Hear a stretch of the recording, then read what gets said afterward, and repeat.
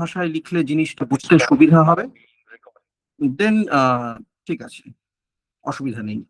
কিন্তু আদারওয়াইজ আলাদা করে নোট করার কোনো প্রয়োজন পড়বে না, টোটাল মেটেরিয়ালটা তোমরা পেয়ে যাবে। যারা এর আগে লিটারেচার নিয়ে পড়াশোনা করেছো, সে যে কোনো সাবজেক্টেই হোক না কেন, তাদের কিন্তু অলংকার ব্যাপারটা অজানা নয়। মানে তারা অলংকার ব্যাপারটা জানো, সেটা ইংরেজি হোক, বাংলা হোক, সংস্কৃত হোক, যেটাই হোক না কেন। আহ অলংকারের এই বিষয়টা একেবারেই স্পেশালাইজড নলেজ একটা, যেটা সাবজেক্টের সাথে ভীষণভাবে জড়িয়ে। সুতরাং সেই দিক থেকে দেখতে গেলে টেটের মতো একটা পরীক্ষাতে এটা দেওয়াটা কতটা যুক্তিযুক্ত, এটা আমার নিজের একটা প্রশ্নচিহ্ন আছে। কারণ প্রত্যেকে যে লিটারেচার নিয়ে পড়াশোনা করেছে এমনটা তো নয়। সুতরাং আমি সবাইকে কি করে এর মধ্যে ধরবো? এনিওয়ে, আমার কি মতামত সেই অনুযায়ী পরীক্ষা হবে না, পৃথিবীতে আজ পর্যন্ত হয়নি। পরীক্ষা যারা নিচ্ছেন তাদের মতামত অনুযায়ী হবে। তো আমরা প্রিভিয়াস ইয়ার প্রশ্নপত্রগুলো দেখে বেসিক যে অলংকারগুলো থেকে প্রশ্ন আসে ঘুরিয়ে ফিরিয়ে, আমরা সেই বেসিক জায়গাগুলোই এখানে দেখছি। তার মানে কিন্তু এটা নয় যে তার বাইরে আর কোনো অলংকারের জায়গা নেই, এমনটা কিন্তু নয়। এটা জাস্ট আমাদের পরীক্ষায় যে কটা এসছে সেগুলোকে আমরা এখানে একটুখানি দেখার চেষ্টা করছি। এক সেকেন্ড দাঁড়াও, একটু ওয়েট করো।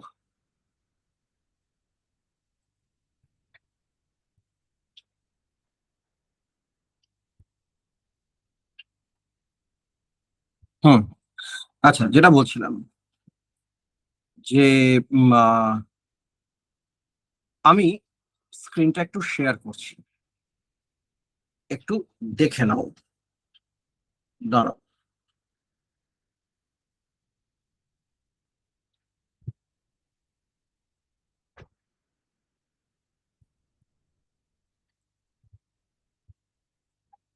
আচ্ছা, স্ক্রিন ভিজিবল হয়েছে? হ্যাঁ স্যার। আচ্ছা, বেশ। আমরা এখানে বলছি বাংলা অলংকার, দেখতে হবে না। স্টিল একটা বিষয় পড়ছি, সেই বিষয়টা একেবারেই জানবো না, এটা তো একটা অবসর বিষয়। তো আমরা একটু বুঝে নিই যে অলংকার ব্যাপারটা কি।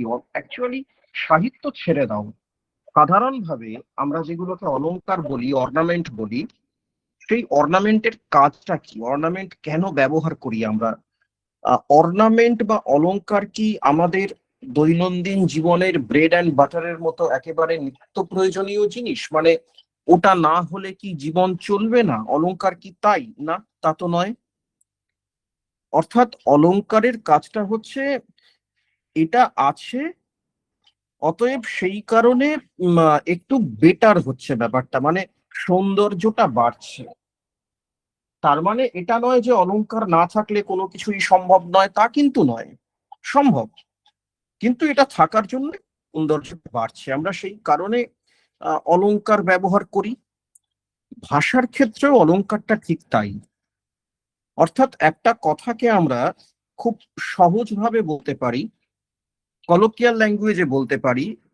এবার সেটাকে যদি আরেকটু ডেকোরেটিভ ওয়েতে বলতে চাই, আরেকটু সাজিয়ে গুছিয়ে বলতে চাই, তখন সেখানে আমাদের দরকার হচ্ছে অলংকার। মূলত দৈনন্দিন জীবনে আমরা খুব একটা অলংকার ব্যবহার করি না, কতগুলো বিশেষ ক্ষেত্র ছাড়া। মূলত অলংকারটা ব্যবহার হয় যেগুলো সাহিত্য রচনা হচ্ছে সেই সাহিত্যের মধ্যে। তো সেই দিক থেকে দেখতে গেলে আমরা অলংকারকে কি করছি, অলংকারকে দুটো ভাগ করছি।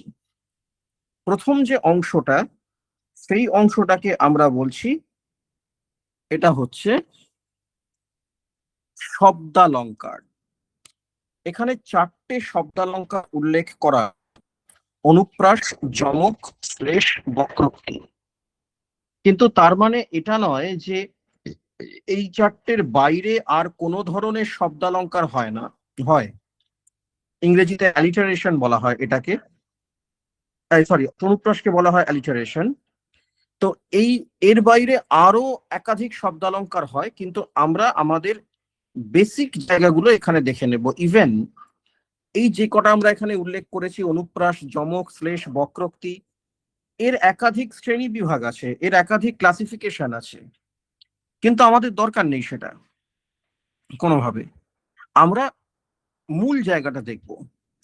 তাহলে আমরা শুরু করছি অনুপ্রাস, যমক, শ্লেষ, বক্রোক্তি, এই চারটে দিয়ে। আচ্ছা, এর সাথে সাথে অর্থালঙ্কার আছে। অর্থালঙ্কারও একাধিক হয়। আমরা এখানে রেখেছি উপমা, রূপক, উৎপ্রেক্ষা, ব্যতিরেক, সমাসক্তি। এক সেকেন্ড দাঁড়াও, একটুখানি একটু অপেক্ষা করো।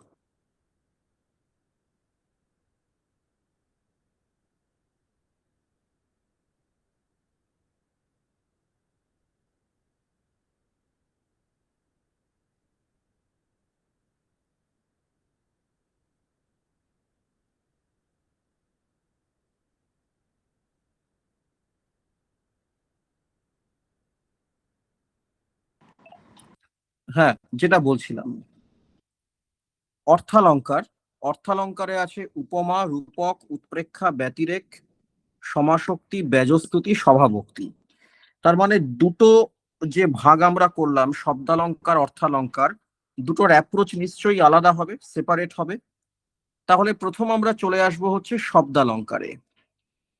শব্দালঙ্কারে প্রথম যেটা পাচ্ছি আমরা, দ্যাট ইজ অনুপ্রাস, যেটা বলছিলাম অ্যালিটারেশন।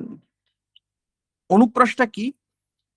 অনুপ্রাসটা হচ্ছে একই বর্ণ বা বর্ণগুচ্ছ যুক্তভাবে হোক বা বিযুক্তভাবে স্বল্পকাল অন্তর বারবার যদি উচ্চারিত হয়, তাহলে যে চমৎকারিত্ব সৃষ্টি হয়, চমৎকারিত্ব বলতে যেটা আমরা বললাম, ভাষার মধ্যে একটা সৌন্দর্য আসছে, তখন ভাষার মধ্যে যে সৌন্দর্যের সৃষ্টি হচ্ছে, এইটাকে বলা হচ্ছে অনুপ্রাস। যেমন আমরা এখানে একটা উদাহরণ রেখেছি রবীন্দ্রনাথের লেখা থেকে, গুরু গুরু মেঘ গুমরি গুমরি গরজে গগনে গগনে। এই যে লাইনটা, এই লাইনে কোন বর্ণটা বারবার ঘুরে ঘুরে এলো?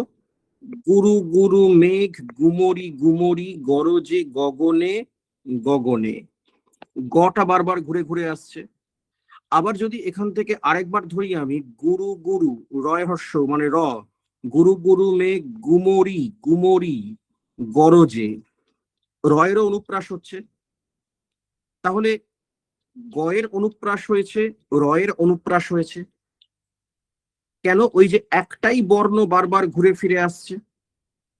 যেমন এরকম আরো যদি উদাহরণে আমরা চলে যাই অনুপ্রাসের, ধরো সত্যেন দত্তের কবিতা। সত্যেন দত্ত লিখছেন, পিঙ্গল বিহবল ব্যথিত নভতল কই গো কই মেঘ উদয় হও, বর্ষার তন্দ্রার মূরতি ধরিয়াজ মন্দ মন্থর বচন কও। কি করলেন তিনি? পিঙ্গল বিহবল ব্যথিত নভতল, এই যে লয়ের অনুপ্রাস, পিঙ্গল ল, বিহবল ল, ব্যথিত নভতল ল। খুব দ্রুত এই লটা রিপিট হচ্ছে, বারবার ঘুরে ফিরে আসছে। তাহলে এখানে লয়ের অনুপ্রাস হয়েছে। তাহলে পিঙ্গল বিহবল ব্যথিত নভতল কই গো কই মেঘ উদয় হও, পরের লাইনে বলছেন, বর্ষার তন্দ্রার মূরতি ধরিয়াজ মন্দ মন্থর বচন কও। দেখো, বর্ষার র আছে, তন্দ্রার র আছে, মূরতি র আছে, ধরি র আছে, রটা পরপর চলে এলো। তাহলে বর্ষার তন্দ্রার মূরতি ধরিয়াজ মন্দ মন্থর বচন কও, এই যে মন্দ মন্থর, মটা দুবার হলো। সুতরাং যখন এই রকম ভাবে একটা বর্ণ বা কিছু বর্ণগুচ্ছ নির্দিষ্ট সময় অন্তর অন্তর ঘুরে ঘুরে আসবে, তখন সেইটা হচ্ছে অনুপ্রাস। কেমন? এবার অনুপ্রাসের অনেক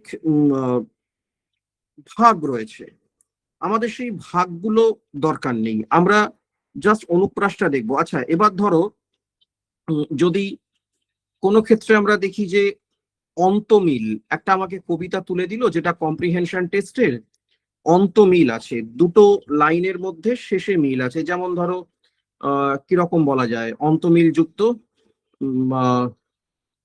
ফাল্গুনে বিকশিত কাঞ্চন ফুল ডালে ডালে পুঞ্জিত আম্র মুকুল। তাহলে ফুল, মুকুল কি হলো? অন্তমিল হলো, এটাও কিন্তু অনুপ্রাস। কেমন? বা যেমন ধরো রবি ঠাকুরের কবিতায় আমরা কি পাচ্ছি? হেসে খল খল গে কলকল তালে তালে দিব তালি। এই যে হেসে খল খল গে কলকল তালে তালে দিব তালি, লটাকে রিপিট হচ্ছে এখানে, তাহলে এখানে লয়ের অনুপ্রাস হচ্ছে। কেমন? সুতরাং অনুপ্রাস হচ্ছে একটাই বর্ণ বা একটা বর্ণগুচ্ছ যখন রিপিট হবে বারবার নির্দিষ্ট সময় অন্তর, সেইটাকে আমরা অনুপ্রাস বলছি। আমি একটা উদাহরণ দিই তোমাদের, এটা সবার জানা আছে, আমরা টাং টুইস্টার বলি না, সেই টাং টুইস্টারের ক্ষেত্রে অনুপ্রাসটাই কিন্তু ব্যবহার করি। সবার পরিচিত, পাখি পাকা পেঁপে খায়, এটাকে দ্রুত বলতে বলা হয়। তাহলে আমরা আটকে যাই কেন? পাখি পাকা পেঁপে খায় বলতে গেলে ওই যে পয়ের অনুপ্রাসটা এমন ভাবে আছে, এখানে পাখিতে আছে, পাকা এখানে আছে, পেঁপে এখানে আছে, সেইটা বলতে গেলে আমরা হোঁচট খাচ্ছি। তাহলে এই টাং টুইস্টার কাইন্ড অফ অনুপ্রাস, সেই অনুপ্রাসের মানে প্রেজেন্টেশনটা এমন, যেটা মানুষের জিহবা ঠিকমতো ভাবে যদি দখল না থাকে, নিয়ন্ত্রণ না থাকে, সে প্রকাশ করতে পারে না, কিন্তু জিনিসটা অনুপ্রাস।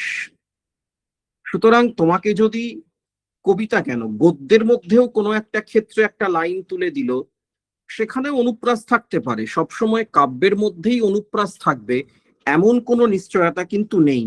গদ্যের মধ্যেও অনুপ্রাস থাকার পূর্ণ সুযোগ, পূর্ণ সম্ভাবনা কিন্তু রয়েছে। তাহলে অনুপ্রাস বোঝা গেছে? পরিষ্কার? বলো। হ্যাঁ স্যার। আচ্ছা, নেক্সট চলো, যমক। আচ্ছা, যমক অলংকারটা কিরকম? দেখো, একই শব্দ বা একই রকম উচ্চার্য শব্দ, এখানে শব্দ বর্ণ নয়, বা একই রকম ভাবে উচ্চারণ হচ্ছে, যদি দুবার বা তার থেকে বেশি পৃথক পৃথক অর্থে ব্যবহৃত হয়, তখন তাকে যমক বলা হয়। কিরকম? দেখো, এই যে লাইনটা, ভারত ভারত খ্যাত আপনার গুণে, একই শব্দ। প্রথম শব্দটা হচ্ছে এই যে ভারত, এইখানে ভারত বসলো, আবার এখানে ঠিক তারপরেই বলছে আবার ভারত। তাহলে ভারত ভারত খ্যাত আপনার গুণে, একটাই শব্দ দুবার পরপর বসেছে, কিন্তু দুবার তার অর্থ আলাদা। প্রথম যে ভারতটা বসানো হয়েছে, এই ভারতটা দিয়ে বোঝাচ্ছে কবি ভারতচন্দ্র রায়গুণাকরকে, আর দ্বিতীয় যে ভারত কথাটা বসানো হয়েছে, এইটা দিয়ে বোঝাচ্ছে আমাদের দেশ ভারতবর্ষকে। তাহলে বাক্যটার মানে কি? বাক্যটার মানে হচ্ছে কবি ভারতচন্দ্র রায়গুণাকর সারা ভারতব্যাপী খ্যাতি অর্জন করেছেন তার নিজের গুণেই। তার নিজের যে অসাধারণ সৃষ্টিশীলতা, সেই সাহিত্য সৃষ্টির মধ্যে দিয়েই তিনি খ্যাতি অর্জন করেছেন। তাহলে এখানে কি হলো? একটাই শব্দ পরপর দুবার বসছে, পরপর দুবার বসবে তার কোনো মানে নেই, বিভিন্ন গ্যাপে বসতে পারে, সেটাও হতে পারে। এবং সেক্ষেত্রে কিন্তু অর্থের পার্থক্য হচ্ছে, দুটো ক্ষেত্রে দুটো সম্পূর্ণ ভিন্নতর অর্থ নিয়ে আসছে, তখন সেই অলংকারটাকে আমরা বলছি যমক অলংকার। যেমন ধরো, যদি এরকম একটা লাইন হয়, কেমন ধারা ঝরছে আজি শ্রাবণের এই বৃষ্টি ধারা। কি বললাম? কেমন ধারা ঝরছে আজি শ্রাবণের এই বৃষ্টি ধারা। এখানে ধারা শব্দটা দুবার আছে। যখন বলছি কেমন ধারা ঝরছে আজি, এইখানে ধারা মানে কি? এখানে ধারা মানে হচ্ছে ধরন, মানে কিরকম ভাবে বৃষ্টি পড়ছে। কেমন ধারা ঝরছে আজি শ্রাবণের এই বৃষ্টি ধারা। দ্বিতীয় বাক্যে যে ধারাটা এলো, এই ধারা মানে কিন্তু রীতি বা ওই ধরন নয়, এই ধারা মানে হচ্ছে জলের যে ধারা, তার যে গতি প্রকৃতি সেটা। তাহলে কি হলো এখানে? না, এইখানে আমরা দেখতে পাচ্ছি ধারা এই শব্দটা দুবার ব্যবহার হয়েছে, কিন্তু এই দুটো ক্ষেত্রে তার যে মিনিং, তার যে অর্থ, সেটা কিন্তু সম্পূর্ণ আলাদা।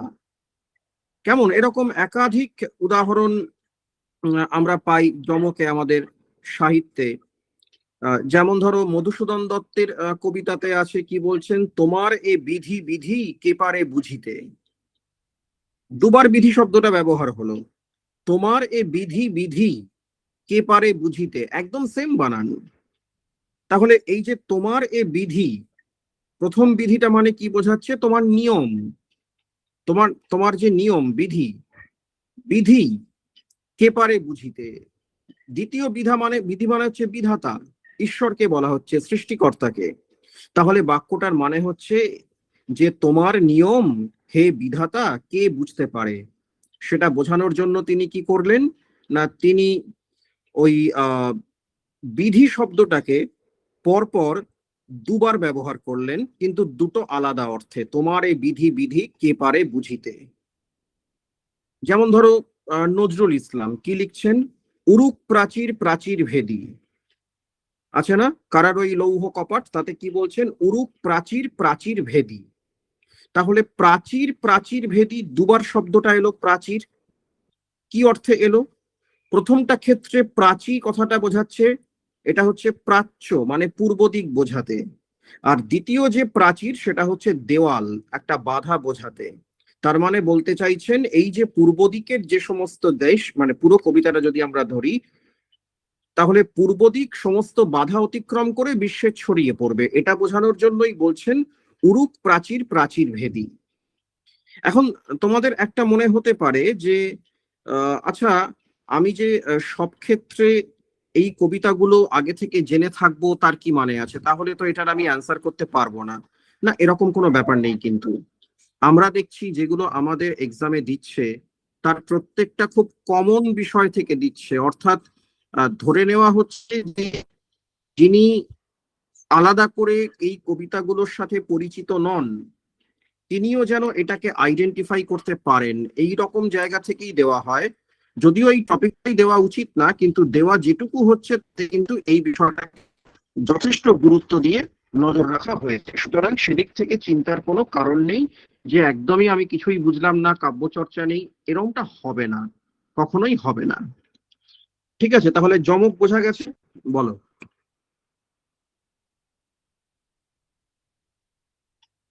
যমক ক্লিয়ার?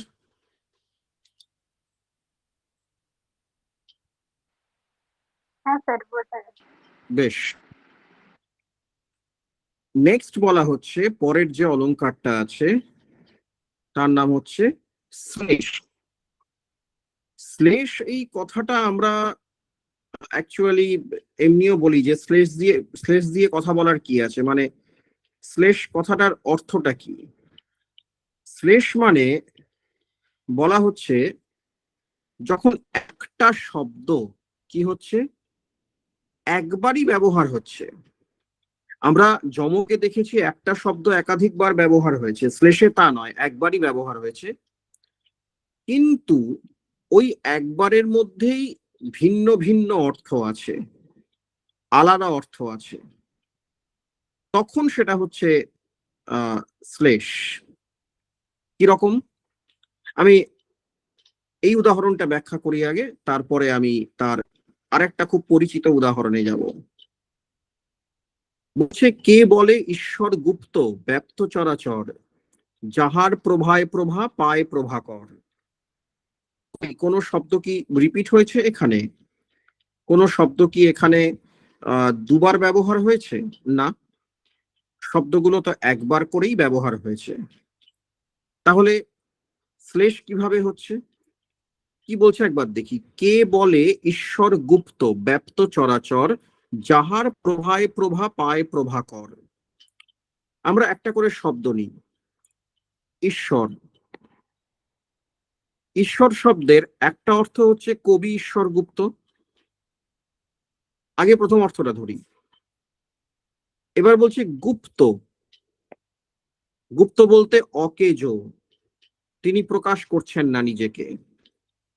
ব্যপ্ত চরাচর, চারপাশে ছড়িয়ে রয়েছেন তিনি। যাহার প্রভায়, যার আলোতে, প্রভা আলো পায় প্রভাকর। এখানে প্রভাকর বলতে বোঝানো হচ্ছে এই যে প্রভাকর শব্দটা, কবি ঈশ্বরগুপ্ত যে পত্রিকা সম্পাদনা করতেন তার নাম হচ্ছে সংবাদ প্রহর। তাহলে এই মিনিংটাকে যদি আমরা ধরি তাহলে এর অর্থটা কি হচ্ছে, না কে বলছে কবি ঈশ্বরগুপ্ত অকেজো হয়ে গেছেন, তিনি কোনো কাজ করেন না, তিনি নানা দিকে নানা কাজে ছড়িয়ে রয়েছেন ব্যাপ্ত চরাচর, যাহার প্রভায় প্রভা পায় প্রভাকর। কবি ঈশ্বরগুপ্তের আলোতেই তো তার সম্পাদিত পত্রিকা সংবাদ প্রভাকর আলোর মুখ দেখে, এইটা একটা অর্থ। এবার এই লাইনগুলোরই আরেকটা অর্থ আছে। কে বলে ঈশ্বর, তাহলে ঈশ্বর বলতে বোঝাচ্ছি আমরা দেবতা ভগবানকে। গুপ্ত, গুপ্ত বলতে বোঝাচ্ছি যিনি লুকিয়ে আছেন, যার কোনো প্রকাশ হয় না। তাহলে কে বলে যে ঈশ্বর লুকিয়ে রয়েছে, প্রকাশ নেই? ব্যাপ্ত চরাচর, ঈশ্বর সর্বত্র ছড়িয়ে আছেন। যাহার প্রভায়, যার আলোতে প্রভা আলো পায় প্রভাকর, প্রভাকর মানে সূর্য। তাহলে ঈশ্বরের লীলাতেই, ঈশ্বরের ইচ্ছাতেই সূর্য আমাদেরকে আলো দিচ্ছে। সুতরাং কে বলছে যে ঈশ্বরের কোনো প্রকাশ নেই, ঈশ্বরের প্রকাশ তো আছে, এই অর্থটা এখানে প্রকাশ পাচ্ছে। তার মানে একটাই আমরা দেখতে পাচ্ছি শব্দ, তার ডাবল মিনিং, দুটো অর্থ আছে।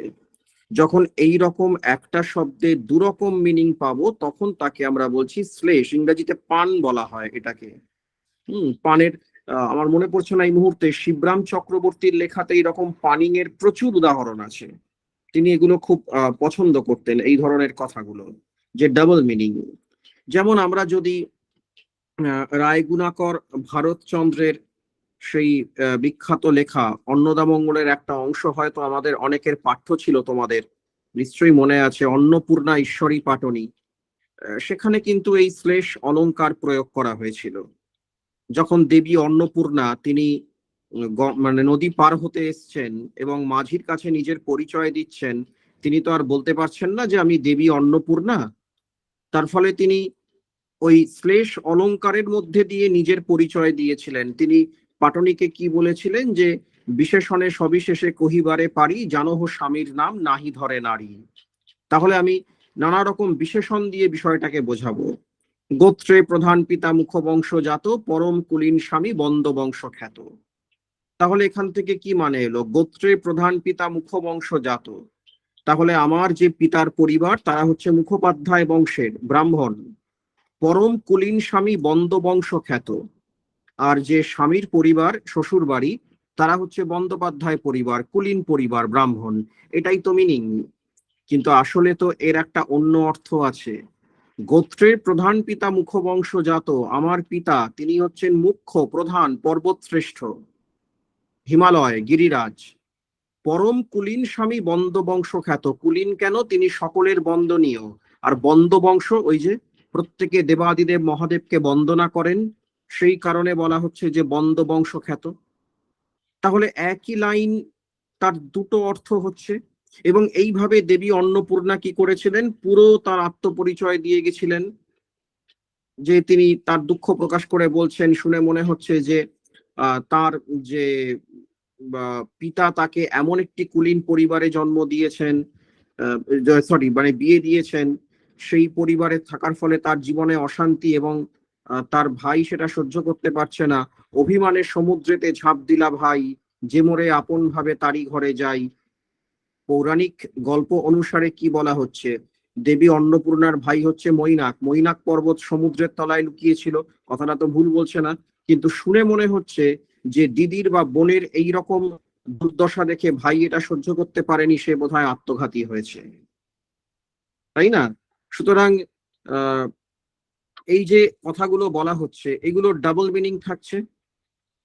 অতএব সবসময় মাথায় রাখবে শ্লেষ অলংকারে এটাই হয়। আমি যদি আরেকটা একটু উদাহরণে চলে যাই, আমাদের পাল যুগে একটি কাব্য লেখা হয়েছিল, তার নাম হচ্ছে রামচরিত, সন্ধ্যাকর নন্দীর লেখা। রামচরিতের বিশেষত্বটা কি ছিল, এই শ্লেষ অলংকার, অর্থাৎ সেখানে দুটো করে অর্থ। একবার যদি পড়ি মনে হবে এখানে রামায়ণের রামচন্দ্রের কথা বলছে, আবার ওই একই জায়গায় আবার যদি অন্য অর্থ করি তাহলে মনে হবে এটা তো আমাদের যে পাল রাজা রামপালের কথা বলছে। তাহলে এক্ষেত্রে কি হচ্ছে, ওই ওই যে ব্যাপারটা যে আহ দুটো করে অর্থ থাকছে, সেইটাকে বলা হচ্ছে শ্লেষ। আচ্ছা, এই সবগুলোরই কিন্তু আবারও বলছি একাধিক শ্রেণী বিভাগ রয়েছে, আমরা সেই শ্রেণী বিভাগগুলোয় যাচ্ছি না, কারণ আমাদের সেটা দরকার নেই। শ্লেষ বোঝা গেছে? স্যার যমক আর শ্লেষটা স্যার গুলিয়ে গেল। যমকের ক্ষেত্রে আমরা কি দেখতে পাচ্ছি, একটা শব্দ একাধিকবার ব্যবহার হবে। যেমন এখানে ভারত দুবার ব্যবহার হয়েছে, একই শব্দ কিন্তু দুবার তার অর্থটা আলাদা। শ্লেষের ক্ষেত্রে কি হচ্ছে, একবারই ব্যবহার হবে, তার দুরকম অর্থ আছে। এখানে কি কোনো শব্দকে ডাবল ব্যবহার হতে দেখছি না তো, একবার করেই ব্যবহার হয়েছে, কিন্তু তার একটা প্রথম অর্থ দ্বিতীয় অর্থ আমরা করছি একই শব্দের। না স্যার, বুঝতে আর পেরেছি।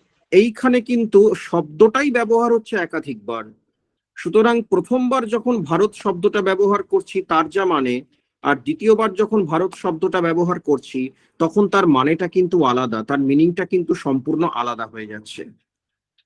ক্লিয়ার হয়েছে যমক আর শ্লেষের মধ্যে পার্থক্যটা? হ্যাঁ হ্যাঁ হ্যাঁ স্যার, ওখানে দুটো শব্দ, মানে একটা শব্দ দুবার, আর এখানে একটাই শব্দ, তার দুটো অর্থ। দুটো অর্থ, ব্যাস হুম। এইটাই। ঠিক আছে, চলো নেক্সট।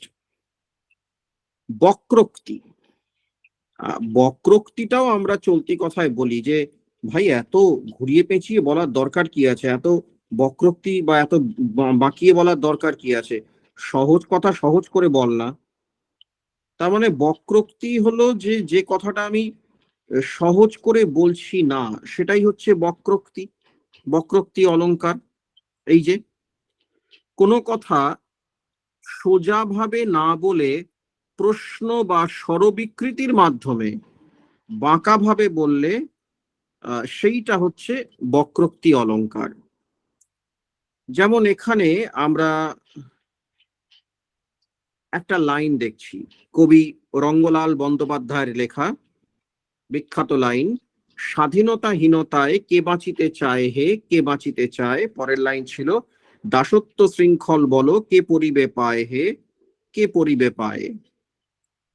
তাহলে স্বাধীনতাহীনতায় কে বাঁচিতে চায় হে, কে বাঁচিতে চায়, প্রশ্নবোধক বাক্য আছে, প্রশ্নবোধক পদও রয়েছে। এই যে কে, কে তো প্রশ্ন করা হয়, ইংরেজিতে WH কোশ্চেন আমরা বলি। তাহলে এক্ষেত্রে কবি বা যিনি লিখছেন, লেখক, তিনি কি সত্যি জানতে চাইছেন যে আচ্ছা বলো তো স্বাধীনতাহীনতায় কে কে বাঁচতে চাও, একবার আমাকে বলো দেখি? নিশ্চয়ই সেটা জানতে চাইছেন না। তার মানে তিনি এই বাক্যটা প্রশ্ন করছেন বটে, উদ্দেশ্যটা প্রশ্নের উত্তর নেওয়া নয়। উদ্দেশ্যটা কি? উদ্দেশ্য হচ্ছে আমি এই বাক্যের মধ্যে থেকে যে কাজটা করব সেটা হলো আমার বক্তব্যের সমর্থন আদায় করব। কেমন? আমি নিজের বক্তব্যটাকে সাপোর্ট এখানে নিয়ে আসব। তাহলে স্বাধীনতাহীনতায় কে বাঁচিতে চায় হে, কে বাঁচিতে চায়, তার মানে স্বাধীনতাহীনতায় কেউ বাঁচতে চায় না, কেউ স্বাধীনতাহীনতায় বাঁচতে চায় না, এটা বোঝানোর জন্যই তিনি বলছেন কে বাঁচিতে চায় হে, কে বাঁচিতে চায়। যেমন আমরা চলতি কথাতে বলি না, ধরো কোনো একটা জায়গায় কাজগুলো ঠিক হয়নি, তখন তাকে বলছি, বাবা তোমরা তো খুব ভালো কাজ করেছো দেখছি। এই যে তোমরা তো খুব ভালো কাজ করেছো দেখছি, এই কথাটা বলছি মানে কি? আসলে বলতে চাইছি তোমরা কাজটা মোটেই খুব একটা ভালো করোনি, সেটা ঘুরিয়ে বললাম। যেমন ধরো কারুর একজন হয়তো আমার বাড়িতে আসার কথা ছিল, তিনি আসেননি, পরের দিন দেখা হলো, তাকে বললাম আপনি তো খুব গেলেন আমার বাড়ি। এই যে আপনি তো খুব গেলেন, তার মানে কি তিনি এসেছিলেন নাকি? আসেননি তো। আমি ঘুরিয়ে বললাম। ওই জন্য বলছে সহজ করে না বলে কোনো কিছু যদি বাঁকা ভাবে বলা হয় তখন সেটা হচ্ছে বক্রোক্তি অলংকার। ক্লিয়ার? বক্রোক্তি অলংকার। হ্যাঁ স্যার। আচ্ছা, এইবার আমরা আসব অর্থালঙ্কারে। তাহলে আমরা এখানে চারটে শব্দালঙ্কার করলাম, এর বাইরেও আবারও বলছি শব্দালঙ্কার আরো হয়, আমাদের সেটা আলাদা করে দেখার দরকার পড়ছে না, এইটুকু করলেই হবে। এরপরে চলে আসব অর্থালঙ্কারে। উপমা, রূপক, উৎপ্রেক্ষা ইত্যাদি ইত্যাদি আছে। অর্থালঙ্কারটা শুরু করার আগে একটা জিনিস একটু জেনে নিতে হবে, এটা খুব জরুরি। এটা না হলে অর্থালঙ্কারটা বুঝতে অসুবিধা হবে। বলা হচ্ছে রক্তের মতো লাল জবা ফুল। আচ্ছা, এই যে বাক্যটা, এই বাক্যে একটা কম্পারিজন করা হয়েছে, একটা তুলনা করা হয়েছে। রক্তের মতো লাল জবা ফুল, কাকে তুলনা করা হচ্ছে? আমরা দেখতে পাচ্ছি জবা ফুলকে তুলনা করা হচ্ছে। যাকে তুলনা করা হয় তাকে বলা হয় উপমেয়। জবা ফুলকে কার সাথে তুলনা করা হচ্ছে? জবা ফুলকে তুলনা করা হচ্ছে রক্তের সাথে। যার সাথে তুলনা করা হয় তাকে বলা হয় উপমান। আচ্ছা, জবা ফুলকে রক্তের সাথে তুলনা করা হচ্ছে কেন? নিশ্চয়ই কিছু কমন ব্যাপার আছে। হ্যাঁ, তা তো আছে। কমন ব্যাপারটা কি? কমন ব্যাপারটা হচ্ছে রক্তের রঙও লাল, জবা ফুলের রঙও লাল। তার মানে লাল এই বৈশিষ্ট্যটা রক্তের মধ্যেও আছে, জবা ফুলেও আছে। এটাকে বলা হচ্ছে সাধারণ ধর্ম। আমি কি করে বুঝলাম যে এটা তুলনা করা হচ্ছে? এই যে মতো, মতো মানে তো তুলনা করা হচ্ছে, তাহলে মতোকে বলা হচ্ছে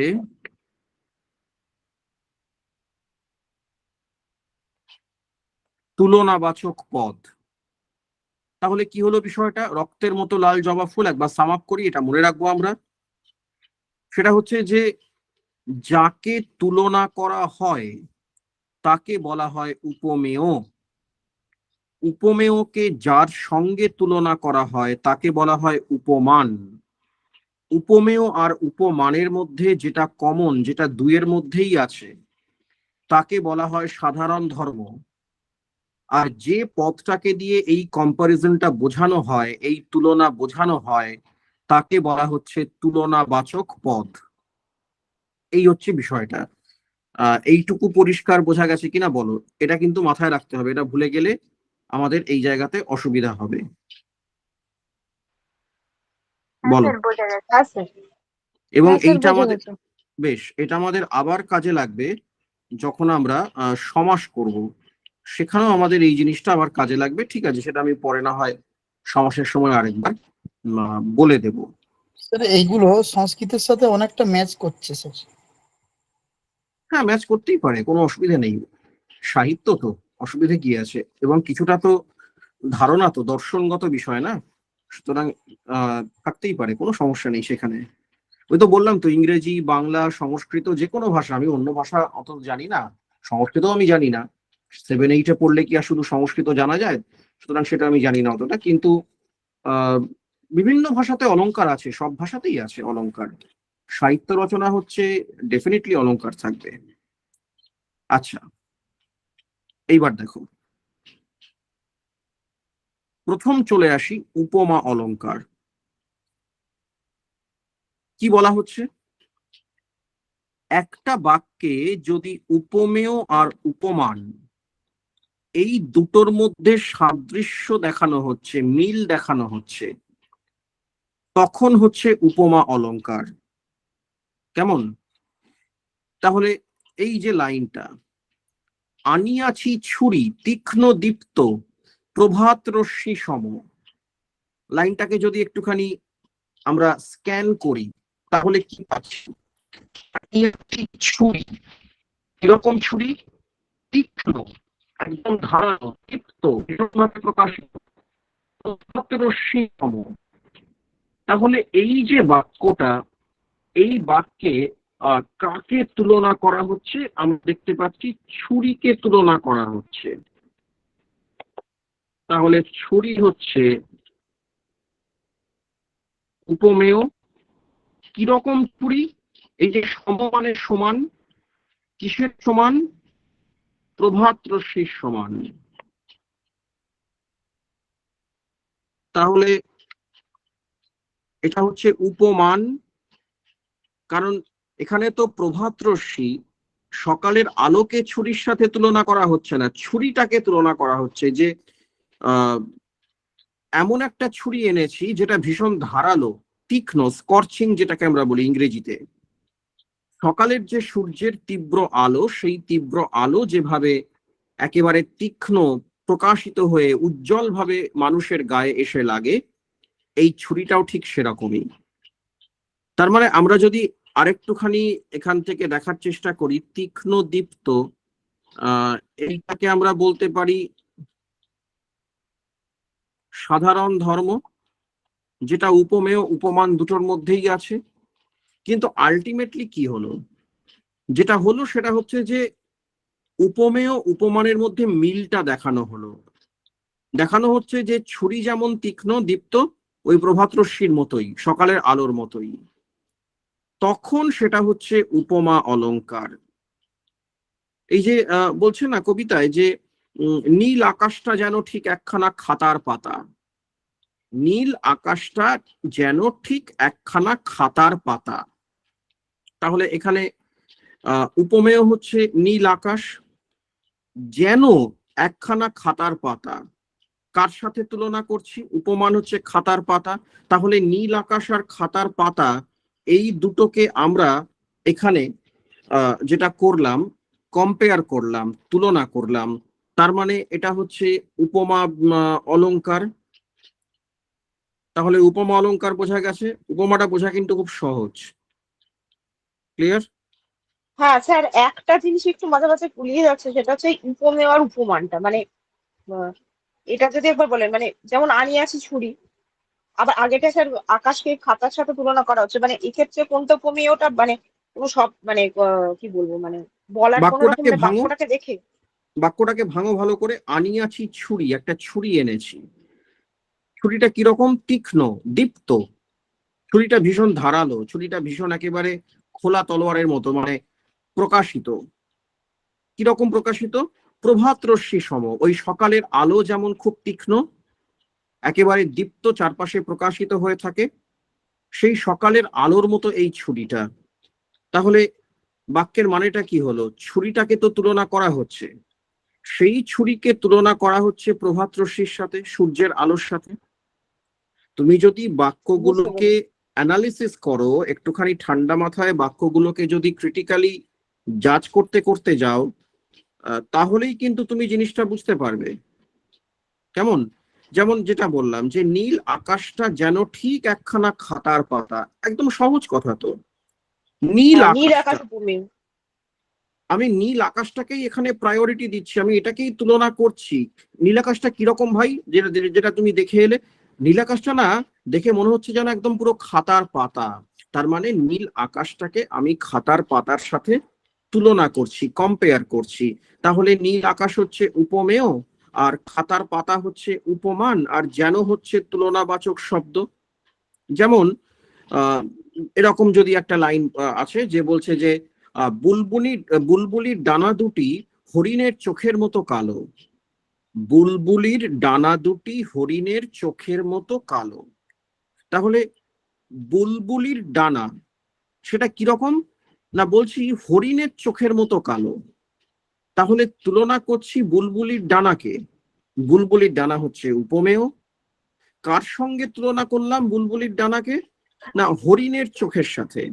তাহলে হরিণের চোখ হচ্ছে উপমান। তাহলে বুলবুলির ডানা আর হরিণের চোখ, এই দুইয়ের মধ্যে কমন কি রয়েছে? এই দুইয়ের মধ্যে যেটাকে আমরা বলছি সাধারণ ধর্ম, সেটা কি রয়েছে? না সেটা রয়েছে হচ্ছে কালো রংটা, দুটোর মধ্যেই কালো রংটা আছে। আর মতো হচ্ছে তুলনাবাচক শব্দ। তাহলে এক্ষেত্রেও আমরা দেখতে পাচ্ছি উপমা অলংকার প্রয়োগ হচ্ছে। ইভেন এই যে বাক্যটা আমরা এখানে উদাহরণ হিসেবে দেখলাম, রক্তের মতো লাল জবা ফুল, এটা ইটসেলফ একটা উপমা অলংকার, যেখানে জবা ফুলকে রক্তের সাথে তুলনা করা হচ্ছে। হ্যাঁ, একটা জিনিস কনফিউশন থাকতে পারে, কনফিউশন হওয়ার কোনো কারণ নেই যদিও, সেটা হচ্ছে যে আমার কি বাক্যের এমন কোনো নিয়ম আছে যে উপমানটা শুরুতেই বসবে, উপমেয় শেষে বসবে, বা উপমেয় প্রথমেই বসবে উপমান শেষে বসবে, না, এমন কোনো নিয়ম নেই। একটা বাংলা বাক্য, সেই বাক্যে যিনি লেখক তিনি সাহিত্যগত দিক থেকে বিষয়টাকে কিভাবে প্রকাশ করতে চাইছেন এটা সম্পূর্ণ তার উপর নির্ভর করবে। এখানে কিন্তু আলাদা করে আমরা কোনো কিছু বোঝাতে পারবো না। সুতরাং কাব্যের ক্ষেত্রে লেখকরা অনেক জায়গাতেই লাইসেন্স নিয়ে থাকেন। আমরা যেমন এর আগে দেখেছি না যে ওই কোন ক্ষেত্রে বলো, বাক্য যখন পড়েছি, বাক্য তোমাদের করিয়েছি তো, বাক্যের শ্রেণী বিভাগ, বাক্যের শর্ত, আবশ্যিক বাংলা বাক্যের শর্ত পড়িয়েছি ব্যাকরণে। হ্যাঁ হ্যাঁ হ্যাঁ, এই আকাঙ্ক্ষা, যোগ্যতা, আপত্তি। হ্যাঁ হ্যাঁ, সেইখানে আমরা দেখেছি যে যখন কোনো একটা বাক্যকে আমরা দেখছি সেটা হয়তো ব্যাকরণের রেসপেক্টে দেখতে গেলে ভুল, কিন্তু যদি আবার সেটাকে আমি অন্য দিক থেকে দেখার চেষ্টা করি, সাহিত্যের দিক থেকে, হ্যাঁ, সাহিত্যে সেটা উত্তীর্ণ হয়ে গেছে। সুতরাং এই বাক্যটাকেই আনিয়াছি ছড়ি তীক্ষ্ণ দীপ্ত প্রভাত রশ্মি সম, এটাকে যদি একটু ঘুরিয়ে একদম চলতি গদ্যের মতো করে বলার চেষ্টা করি তাহলে আমরা কি বলতে পারতাম? আমরা বলতে পারতাম ওই সকালের যে তীব্র সূর্যের আলো ওই রকম একটা ছুরি এনেছি। এটাই তো বলা হয়েছে, সকালের যে তীব্র সূর্যের আলো সেই রকম একটা ছুরি আনলাম, সেটাকেই ঘুরিয়ে বলা হয়েছে, নাথিং এলস, আর কিছু নয়। ওকে, ক্লিয়ার তাহলে উপমা? হ্যাঁ বেশ। আচ্ছা, উপমারও কিন্তু অনেকগুলো ভাগটাগ আছে। আমি আবারও বলছি, এই সবগুলো ক্ষেত্রে একটু মাথায় রাখবে যে প্রচুর ভাগ থাকে, সেই ভাগগুলোকে আমরা এখানে নিয়ে আসছি না, তাহলে তো সেটা একটা বিশাল ব্যাপার হয়ে যাবে, আমাদের দরকার নেই সেটা। এইবার চলে আসি রূপক অলংকারের কথায়। রূপক অলংকারটা কি, খুব ইন্টারেস্টিং। উপমেয় আর উপমান, এই যে দুটি অংশ, এই দুয়ের মধ্যে বলছে ইন্দ্রিয় গ্রাহ্য কোনো মিল নেই। তার মানে আমাদের পঞ্চ ইন্দ্রিয় দিয়ে কোনো মিল এখানে দেখতে পাবো না। তাহলে এই দুয়ের মধ্যে একটা সাদৃশ্য দেখাতে হবে, মিলটা দেখাতে হবে। তখন কি করছি, উপমেয় আর উপমান এই দুয়ের মধ্যে অভেদ কল্পনা করা হচ্ছে। অভেদ মানে এর মধ্যে কোনো ভেদ নেই, এর মধ্যে কোনো পার্থক্য নেই। তার মানে আমি চোখে দেখে স্পর্শ করে কোনোভাবে উপমেয় উপমানের মধ্যে মিলটা খুঁজে পাচ্ছি না। আচ্ছা, আমি যদি আগের উদাহরণে চলে যাই, ধরো রক্তের মতো লাল জবা ফুল, এইখানে আমি কি করে বুঝলাম যে জবা ফুলটা রক্তের মতো? আমার দর্শনেন্দ্রিয় কাজ করলো, আমার দর্শনেন্দ্রিয় আমাকে বলে দিল যে দেখো জবা ফুলটা লাল দেখছো তো, রক্ত দেখেছো কিরকম লাল, ওই যে ওই রকম, ও আচ্ছা, তার মানে এটা ইন্দ্রিয় গ্রাহ্য মিল আছে। যখন বলছি আনিয়াছি ছুরি তীক্ষ্ণ দীপ্ত প্রভাত রশ্মি সম, এই যে এখন বেলা 10টা 11টায়, তা কেন তার আগে বেরোলেও একেবারে যে সাংঘাতিক পরিমাণে রোদ, স্কর্চিং হিট, সেটা যখন গায়ে এসে লাগছে, আর ছুরির যে ফলা সেটা কতটা তীক্ষ্ণ হয়, আমি তখন এই দুটোকে কম্পেয়ার করতে পারছি। কেন করতে পারছি? ওটা আসলে আমি আমার যে স্পর্শেন্দ্রিয়, সেই স্পর্শেন্দ্রিয় দিয়ে আমি অনুভব করছি যে না না না, ওই সকালের সূর্যের আলোটা না প্রচন্ড গায়ে লাগে, ওই যেমন সেই ছুরির ফলাগুলো যদি কোথাও বিঁধে যায় যেমন লাগে, ঠিক সেরকম। তার মানে স্পর্শেন্দ্রিয় রয়েছে। কিন্তু এমন কিছু বাক্য আছে যে বাক্যে এইভাবে ইন্দ্রিয়গ্রাহ্য ভাবে মিল পাওয়া যাবে না। যেমন এই অসাধারণ একটি লাইন বাংলা সাহিত্যে স্মরণীয় হয়ে আছে, রামপ্রসাদ সেনের লেখা। লাইনগুলো কি, মন রে কৃষি কাজ জানো না, পরের লাইনটা অসাধারণ, এমন মানব জমিন রইল পতিত আবাদ করলে ফলতো সোনা। এ আবার কেমন ধারা কথাবার্তা হলো? মানব জমিন মানে, মানব জমিন নামে তো শীর্ষেন্দু মুখোপাধ্যায়ের একটা খুব বিখ্যাত উপন্যাসও আছে, মানব জমিন। মানুষ আর জমি, এই দুয়ের মধ্যে কোনো মিল আছে নাকি? এই দুয়ের মধ্যে তো কোনো মিল নেই। মানে আমরা যখন একটা মিল খোঁজার চেষ্টা করব তখন তার তো একটা প্র্যাকটিক্যালিটি থাকতে হবে, তার তো একটা বাস্তবতা থাকতে হবে। এই দুয়ের মধ্যে তো কোনো বাস্তবতা নেই। কিন্তু আমরা কি করছি, আমরা এই দুয়ের মধ্যে একটা বাস্তবতা কল্পনা করছি। কিভাবে?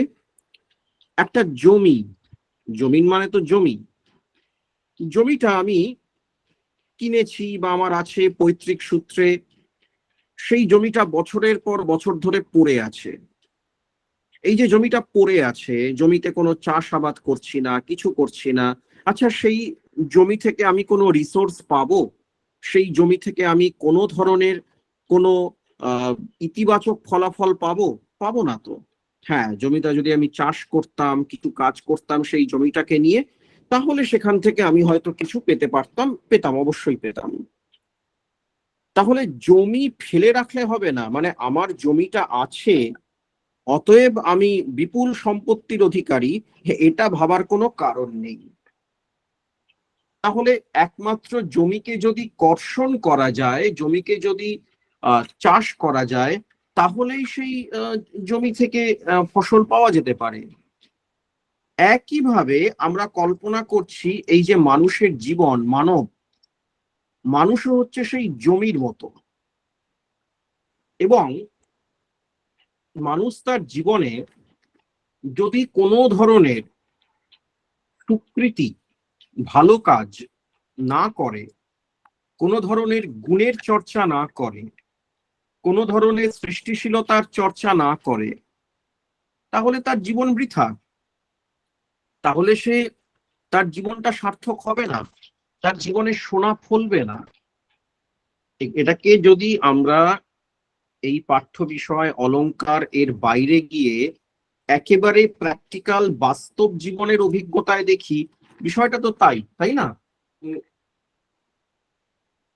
প্রচুর মানুষ তো আমাদের চারপাশে আছেন, আমরা আছি। একটু ভেবে দেখো তো, সত্যি কি আমরা আমাদের ক্যাপাসিটি, আমরা আমাদের ক্ষমতাকে কাজে লাগাই? কাজে লাগাই না কিন্তু। অথচ আমি ফলের আশা করছি। কি করে হবে? জমি চাষ না করে তুমি ফসলের আশা যেমন করতে পারো না, আমি যেমন ফসলের আশা করতে পারি না, তেমনি আমার এই মানুষের জীবন, মানব, আমি সেই মানব জীবনে কোনো ধরনের চাষ করলাম না, কোনো ধরনের ভালো কাজ করলাম না, অথচ আমি এক্সপেক্ট করছি যে এখান থেকে বোধহয় আমি ভালো কিছু ফলাফল লাভ করব। এটা কি করে হবে? এটা কখনোই সম্ভব না। তাহলে এই বাক্যটাতে মানে আশ্চর্য লাগে, 18 সেঞ্চুরিতে বসে অষ্টাদশ শতকে রামপ্রসাদ সেন কি অসাধারণ চিন্তা ভাবনার অধিকারী ছিলেন। এখানে তো কোনো ধর্মীয় বিষয় বলাই হচ্ছে না, তার শাক্ত পদাবলী ছেড়ে দাও, কমপ্লিটলি একটা হিউম্যান ফিলোসফি, একটা মানব জীবনের দর্শন। তাহলে মানব জমিন রইল পতিত। আচ্ছা, এখানে আমরা কাকে তুলনা করছি? আমরা তুলনা করছি মানবকে। উপমেয় কার সাথে? জমির সাথে। উপমান, কারণ জমির বৈশিষ্ট্যই তো মানুষের উপর আরোপ করার চেষ্টা করছি।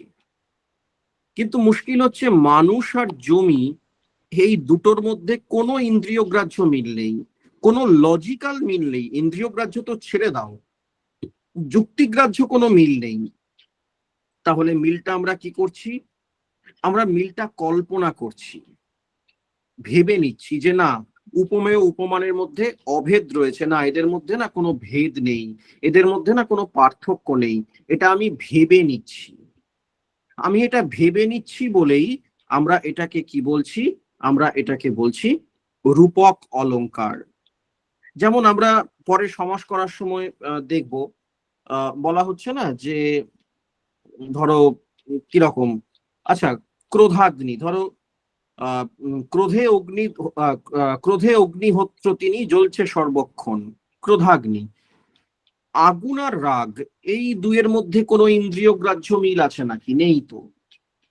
তাহলে আমি কল্পনা করছি কি না, একটা আগুন যখন দাউ দাউ করে জ্বলে, সে যেমন তার চারপাশের সবকিছুকে পুড়িয়ে ছাই করে দেয়, মানুষের রাগ যখন তার নিয়ন্ত্রণে থাকে না, সেই রাগ যখন একেবারে তীব্র হয়ে ওঠে, তখন সেই রাগটাও কিন্তু আগুনের মতোই বিধ্বংসী হয়ে ওঠে। এটাই তো আমরা বলছি। তার মানে রাগ আর আগুন, এই দুটোকে কি আমরা চোখে দেখে, স্পর্শ করে কোনোভাবে এই দুইয়ের মধ্যে মিল খুঁজে পাবো না? পাবো না তো। তার ফলে এটাও কিন্তু আমরা কল্পনা করে নিচ্ছি, এটাও কিন্তু হচ্ছে রূপক। যেমন আমরা বলছি কথামৃত, কৃষ্ণ কথামৃত, হঠাৎ করে আমরা এটাকে কথামৃত বলছি কেন? অমৃত, অমৃত মানুষকে জীবন দান করে, মানুষকে অমর করে রাখে, জীবনী শক্তি দান করে। তার সাথে কথার কি সম্পর্ক? আসলে প্রত্যেক কথাই তো কথামৃত নয়।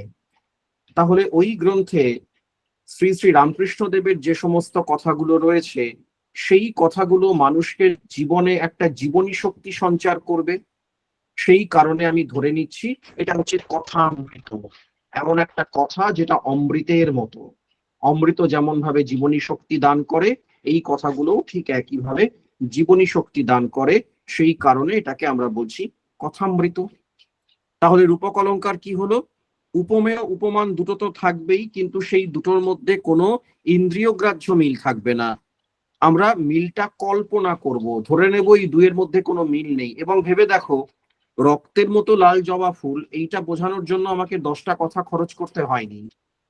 কিন্তু মানুষ আর জমির মধ্যে কেন তুলনা করা হচ্ছে এটা বোঝানোর জন্য অনেকগুলো কথা খরচ করতে হচ্ছে। তার মানে এটা এক কথায় বোঝানো যাবে না, সেই কারণেই আমরা এতগুলো কথার আশ্রয় নিচ্ছি। ক্লিয়ার? রূপক অলংকার বোঝা গেছে? বলো।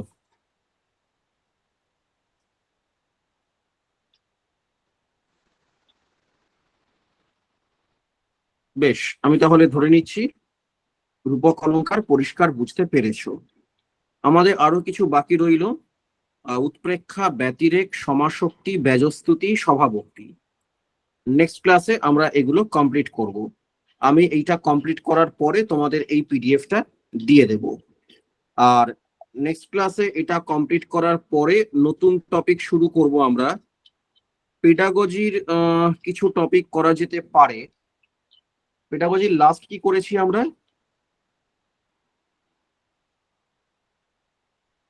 লাস্ট টপিক কি করেছি? টিএলএম গুলো হয়েছিল মনে হচ্ছে। টিএলএম হয়েছিল, তাই তো? হ্যাঁ টিএলএম এগুলো আমরা করেছিলাম। পরে দেখছি পেডাগজি আমরা রোল অফ গ্রামার করেছি কি, ব্যাকরণের ভূমিকা ভাষা শিক্ষায়? না, হয়নি স্যার। করিনি। ঠিক আছে, তাহলে আমরা নেক্সট ক্লাসে এইটা কমপ্লিট করে রোল অফ গ্রামার, ভাষা শিক্ষায় ব্যাকরণের ভূমিকা, এইটা আমরা একটুখানি দেখার চেষ্টা করব। ঠিক আছে, তাহলে আজকের ক্লাসটা এখানে এন্ড করছি। Good night.